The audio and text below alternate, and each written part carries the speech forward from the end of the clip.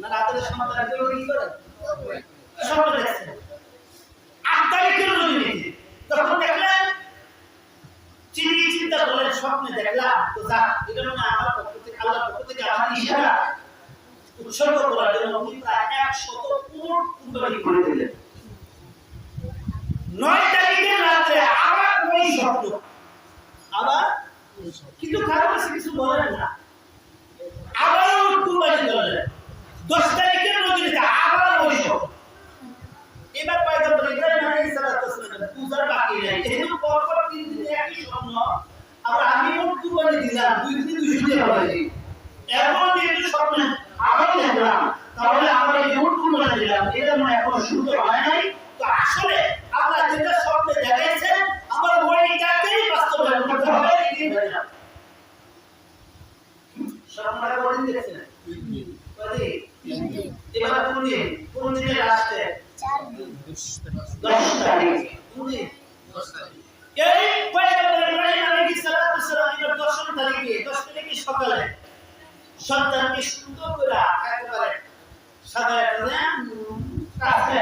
নিয়ে নবুয়তে নিয়ে গেলেন নিয়ে যাইতে শয়তান ধোঁকা দিয়েছে এই করছে কামাছে কত কিছু করছে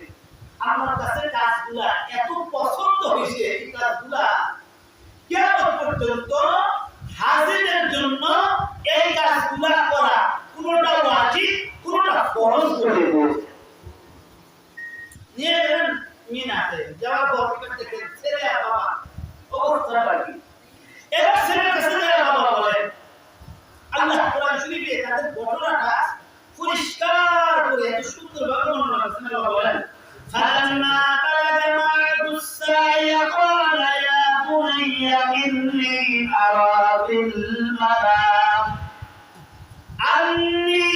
আযবাহুকা ফানজুর মাযা তারা قال يا أبت افعل ما تؤمر ستجدني إن شاء الله من الصابرين فلما بلغ معه السعي সন্তান যখন বাবার সাথে কিছু কিছু কাজে অংশগ্রহণ করতে পারে বয়স এই পরিমাণ বেশি এখন আপনারা যতটুকু বুঝে নিতে পারেন 8 10 15 এরকম বয়স 12 14 এবার আল্লাহ রাব্বুল আলামিন স্বপ্নে দেখাইলেন সন্তানের সামনে এটা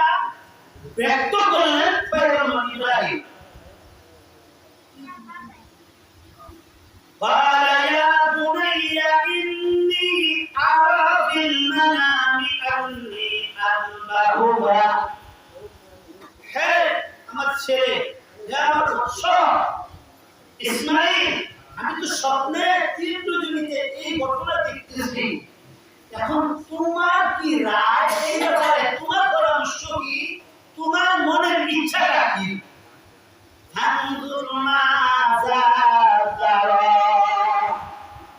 ছোট্ট শিশু সন্তানের ব্যাপারটা কি দেখেন قال يا أبت افعل ما تؤمر ستجدني إن شاء الله من الصابرين আপনারা স্বপ্নে যা দেখেছেন তা বাস্তবায়ন করেন স্বপ্নে যা দেখেছেন তা বাস্তবায়ন করেন قال يا أبتي يا رب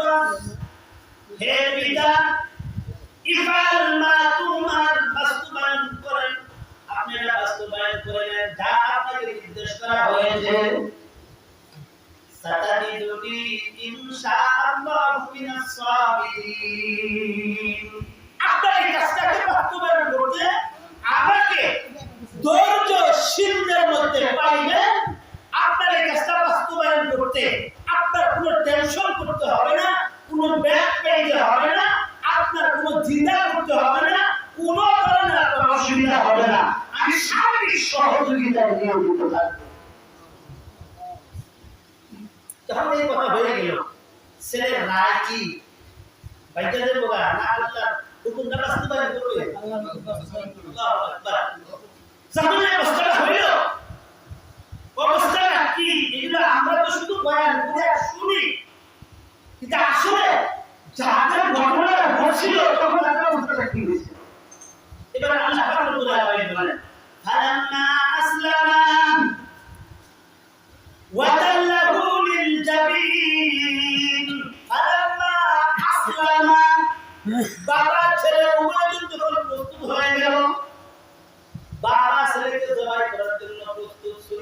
নিয়া সন্তান আল্লাহর হুকুম পালন করতে দেয়া জবাই হইতে প্রস্তুত।